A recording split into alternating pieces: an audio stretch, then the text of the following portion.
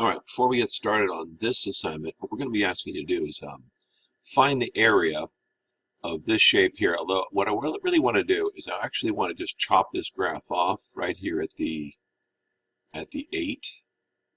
In other words, let's not do this rectangle over here because it's a waste of time. Don't do this area here. So let's just pretend like this graph stopped at 8, not 10. Is that okay? Now once you find the area of those two shapes, then unpause, go ahead and pause the video, find the area of those two shapes, and then when you're done, unpause the video. All right?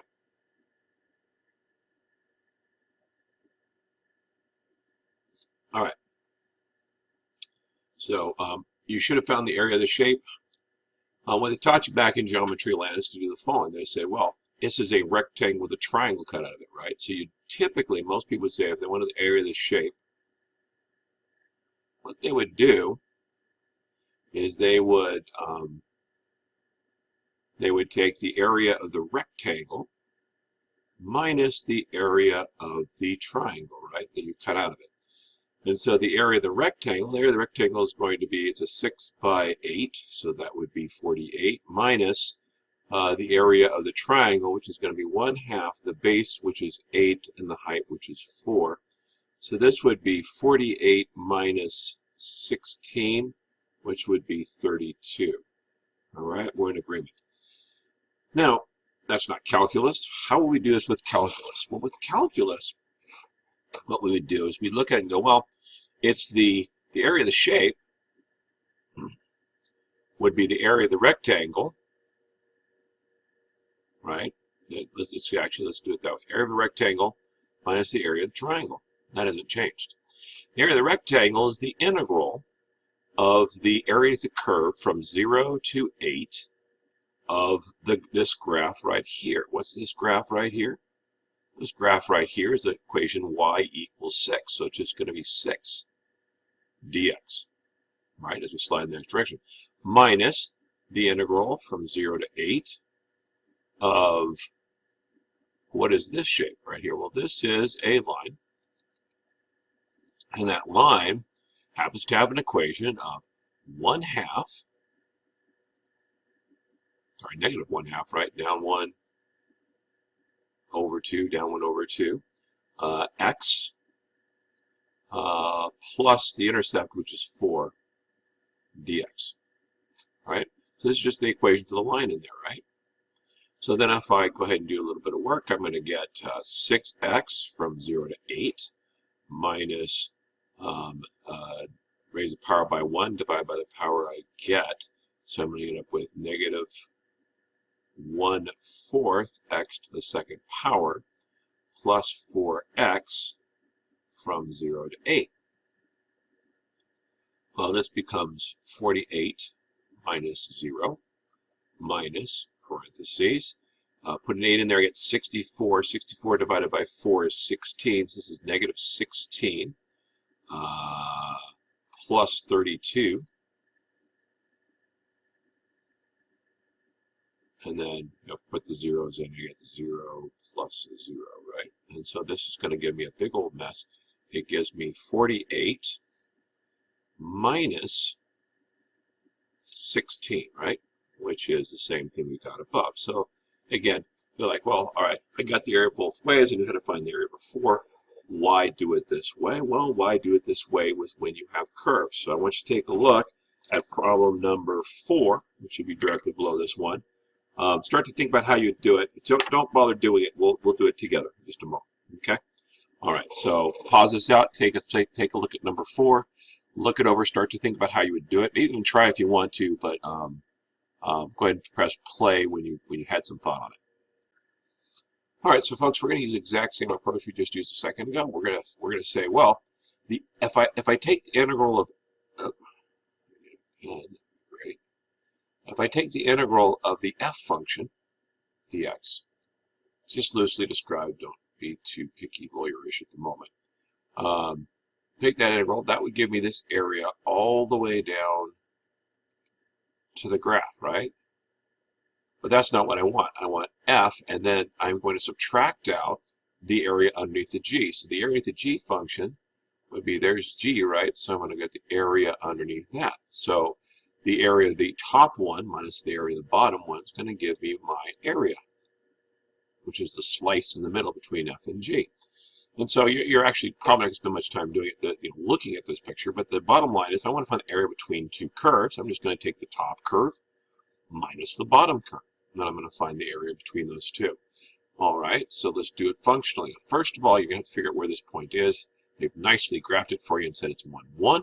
So therefore, I'm going to integrate. If I want to find the area between the two curves, I'm going to go the area from 0 to 1 of the f of x graph, which is x squared. That's the top graph, by the way. You should check that. Sometimes they're not going to tell you which one's the top graph. In this case, the parabola is above the other graph, the cubic. 0 to 1 of x to the third dx. Now I go ahead and just do the work from here on out. It's going to be 1/3 x to the third from 0 to 1 minus 1/4 x to the fourth from 0 to 1.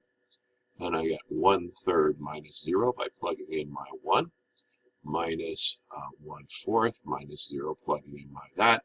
And hopefully you guys can do fractions well enough to come up with 1/12. So that's the way you approach problem number 4. So go ahead and try problem number 5. I'll do number 5 shortly hereafter. Give you the time to pause this and then do all of 5, and then I'll do 5 behind you. And that's cool. So I'll see it in just a little. Just going to pause it and then do number 5. Sorry for the confusion. Don't do number 5. Do number 2. Go ahead and do number 2.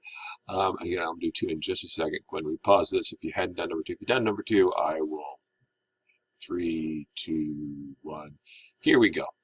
All right, so doing this one, I take a look at it. I've got these graphs. It's already graphed for me. I know this is the lines on top, right? I notice my points of intersection are at -2 and 2. That was nice of them to give that to me. So I'm ready to start the problem, right? So I'm going to find the area. I'm going to integrate the top function. The top function minus the area of the bottom function.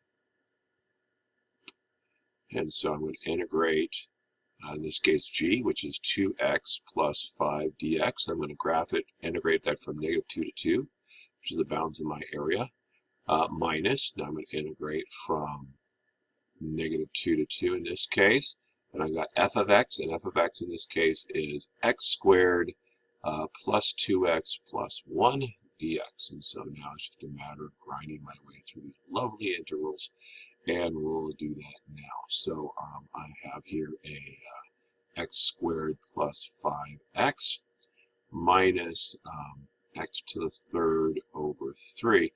Now notice something interesting. I'm going to go ahead and put these two little guys together. Why? Because my bounds are the same. So what's the point of not doing them together? I can go ahead and do them together and it won't hurt a darn thing, because all that's going to happen. Now I have to be careful to make sure I'm applying this minus sign all the way through the second function. But as long as I do that, since the bounds are the same, all I'm going to do is plug in -2 and cancel out all the things. And the advantage of this approach is if you notice this middle term right here cancels out. And so I can do this, and you probably didn't do it this way, but you can certainly do this going forward.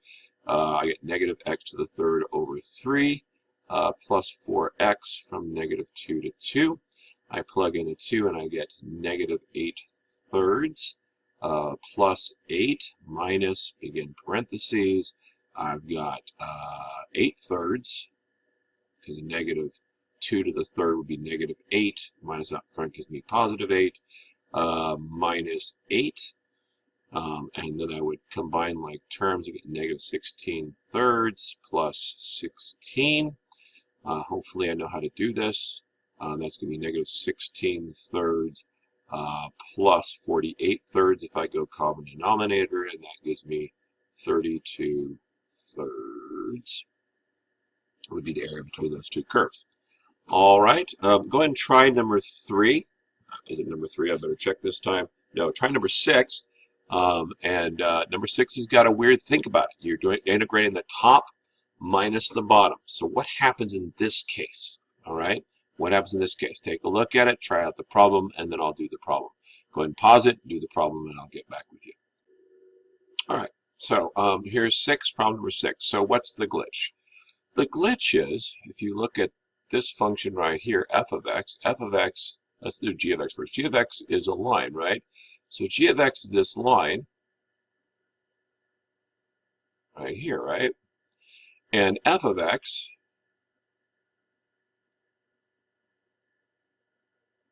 is this curve right here. And so that's a terrible attempt at that curve, but whatever. You can see which one I'm talking about, hopefully. So which one's on top? And the answer is it switches. So you can't do this in just one graph. You're going to have to separate this into two integrals. You're going to have to integrate part of it. You're going to say the area is going to be equal to this first realm. I'm going to integrate the blue one, which is x minus 1 to the third dx from 0 to 1, right? That's the top curve, minus the line, which is the integral from 0 to 1 of x minus 1 dx, and then plus, now I'm going to do the second area. Well, the second area is going to be the integral from 1 to 2 of x minus 1 dx minus the integral from 1 to 2 x minus 1 the third dx. Again, this second realm gives me this second area over here. Because it switches, I have to stop my integral, switch which one's which, and then continue forward. All right? So you're going to have to, if you don't know what these functions look at, you're going to have to take a moment to look at it, see which one's on top, which one's not. If they switch places, you're going to have to stop your integral at that point and then move it over. The rest of it's just simply grinding through the math. I've got another 3 minutes before this thing shuts down on me, but I'll take a whack and see if I can get through it in 3 minutes. If I make a mistake, you'll excuse me. So u equals x minus 1. So therefore, du equals 1 dx. I can easily make that. So this becomes the integral from plug in 0, I get negative 1. Plug in 1, I get 0 of u to the third du minus, again, this would be negative 1 to 0, just u du, plus integral from, now plug in 1, I get 0, plug in 2, I get 1, u du, minus, and then from here I'm going to have a 0 to 1. Again, I'm changing my u for everything. You wouldn't have to do this. You could actually FOIL that if you really wanted to in your crazy talk, but I'm not going to do that right now. So I'm going to get 1/4 u to the fourth from negative 1 to 0 minus, I'm going to get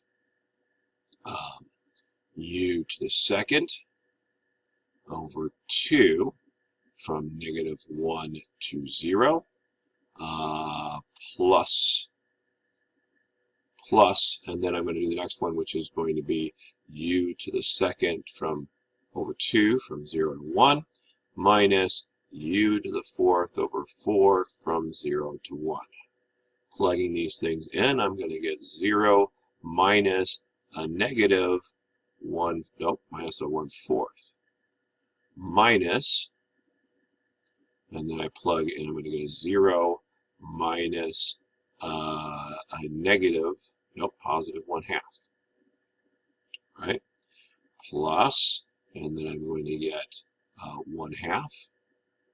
And then I'm going to get minus,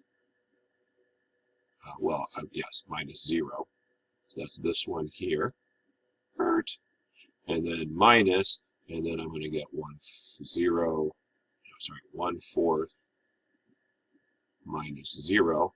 Doing this super fast because now I have less than a minute. Negative 1/4 plus a half minus 1/4. And I get 1/2 is my final answer. And so basically the moral of the story is if it switches like this one does right here, you have to stop your integral and switch which one's top and bottom and subtract the top one minus the bottom one. That remains consistent. All right? Try out all the rest of the problems. If you have problems, send me emails or send me posts.